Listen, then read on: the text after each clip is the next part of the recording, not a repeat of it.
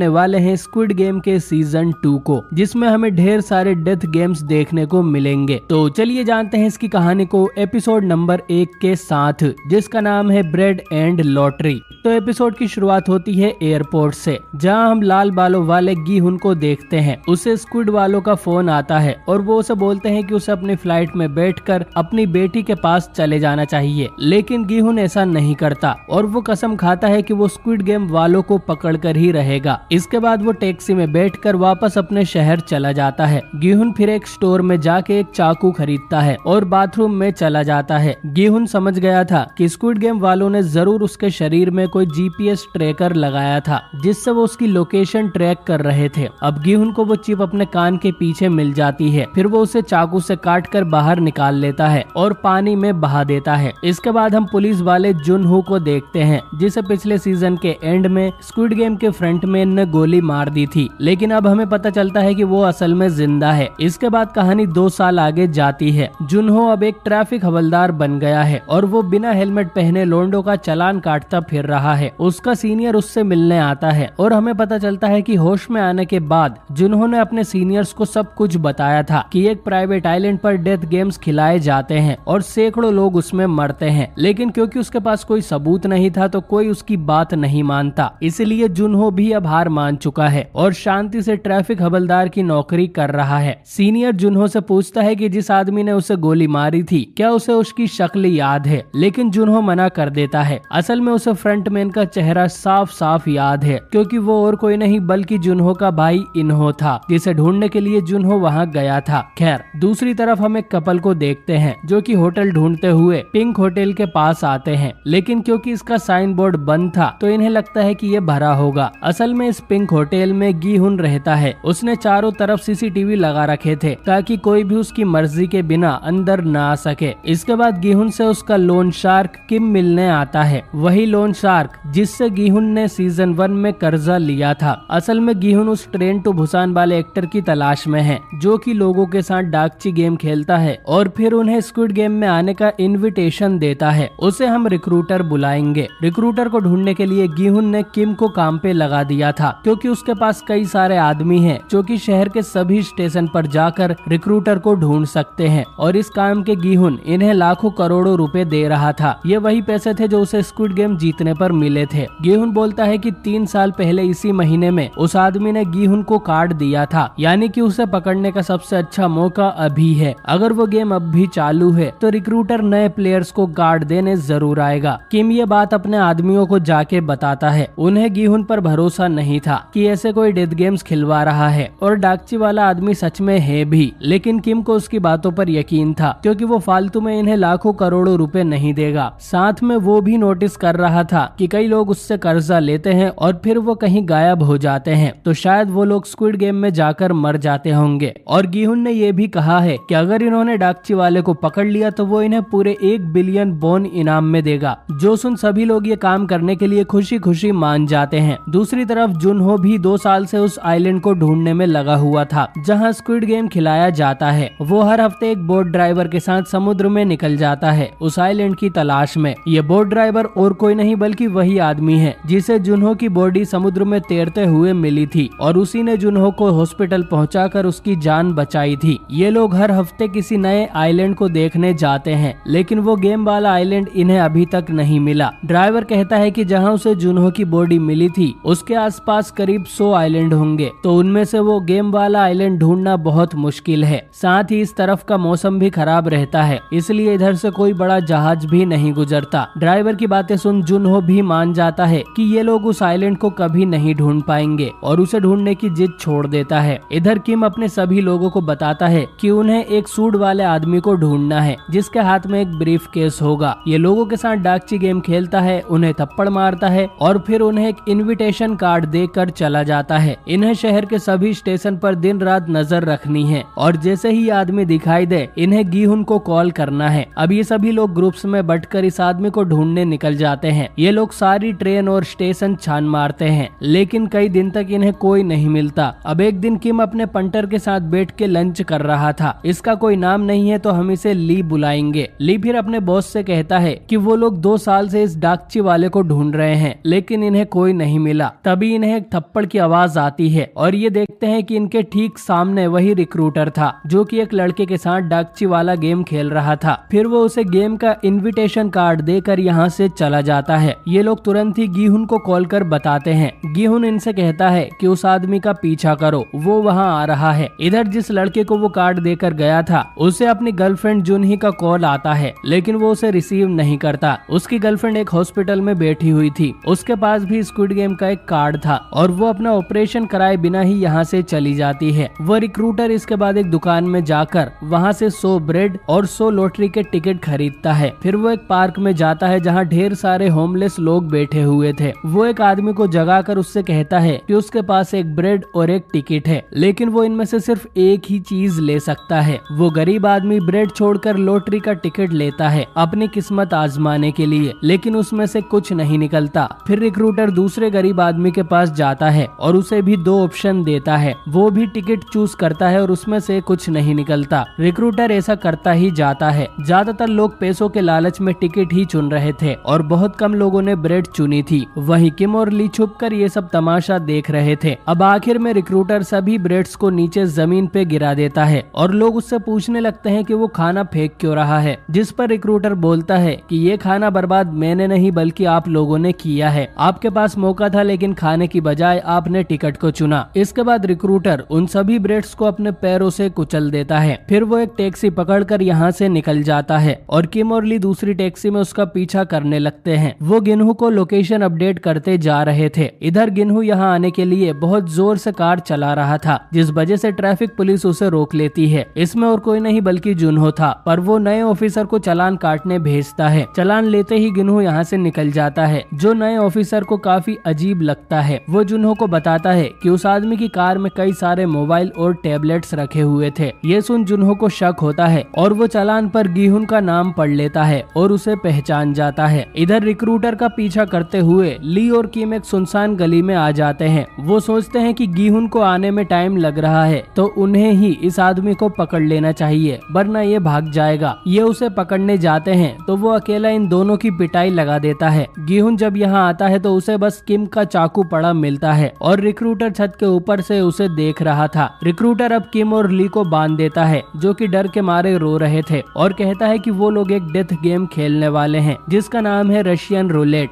इसमें recruiter revolver के अंदर एक गोली डालेगा, यानी उससे मरने के चांसेस 6 में से 1 होंगे। इतना कह के वो खुद पर गोली चलाता भी है, जिससे हमें पता चलता है कि यह आदमी बहुत ही ज्यादा सनकी है और इसे खुद की मौत से भी डर नहीं लग। खैर वो किम और ली को रॉक पेपर सीजर्स खेलने को बोलता है और जो भी हारेगा रिक्रूटर उस पे गोली चला देगा। गेम शुरू होता है और काफी देर तक कोई नहीं मरता, तो रिक्रूटर रिवॉल्वर में 1 की जगह 5 गोली डाल देता है, यानी कि अब जिंदा बचने के चांस 6 में से 1 हैं। अब गेम फिर से शुरू होता है और ली गलती से दोनों हाथ रोक में चल देता है, यानी कि अब उसका बॉस चाहे तो आराम से उसे हरा सकता है। लेकिन ली को बचाने के लिए उसका बॉस किम जानबूझकर हार जाता है और रिक्रूटर उसके सर में गोली मार देता है। इधर वो पुलिस वाला गीहुन को ढूंढते हुए किम के अड्डे पर पहुंचता है और फिर वहां से उसे पिंक होटल का पता मिल जाता है। गीहुन जब होटल वापस आता है तो उसकी लाइट जली हुई थी, जिससे वो समझ जाता है कि अंदर कोई है। अंदर और कोई नहीं बल्कि रिक्रूटर था, जो गीहुन से पूछता है कि वो उसे क्यों ढूंढ रहा था। गीहुन बोलता है कि तुम तो बस एक पालतू कुत्ते हो, मुझे तुम्हारे बॉस से काम है। रिक्रूटर अब बताता है कि वो स्क्विड गेम में लाशें हटाने और जलाने का काम किया करता था। एक दिन उसके हाथ में गन थमा के उसे रिक्रूटर बना दिया गया। इसने भी एक गेम जीतने के लिए अपने ही फादर को मार दिया था, जिसका उसे कोई पछतावा नहीं है, बल्कि ये काम करके तो उसे बहुत मजा आता है। रिक्रूटर अब गीहुन के साथ भी रशियन रूलेट गेम खेलने लगता है, जिसमें वो रिवॉल्वर में 1 गोली डालेगा। ये बारी बारी से गोली चलाएंगे और 6 में से 1 बार तो गोली चलेगी ही। पहले गीहुन खुद पे गोली चलाता है, फिर रिक्रूटर, फिर गीहुन और फिर रिक्रूटर। अब 5वां नंबर था, यानी कि गोली चलने के चांस 50-50 हो गए थे। वो गीहुन को उकसाता है कि तुम चाहो तो भी मुझे मारकर इस गेम को खत्म कर सकते हो। पर गिहुन ऐसा नहीं करता और इस बार भी गोली नहीं चलती, यानी कि रिक्रूटर की मौत अब पक्की है। गिहुन भी उसे उकसाता है कि अगर तुम गेम में चीटिंग करके मुझे मार देते हो तो साबित हो जाएगा कि तुम बस एक पालतू कुत्ते हो। लेकिन जैसा मैंने कहा, यह आदमी सन की है और ये जानते हुए भी कि इस बार तो गोली चलेगी ही, ये खुद को गोली मार के मर जाता है और ये एपिसोड यहीं पर एंड हो जाता है। तो दोस्तों, आपको ये पहला एपिसोड कैसा लगा कमेंट करके जरूर बताएं। वीडियो पसंद आई हो तो इसे लाइक करें और चैनल को सब्सक्राइब करना ना भूलें। मैं मिलता हूँ आपसे बहुत ही जल्द अगले एपिसोड के साथ।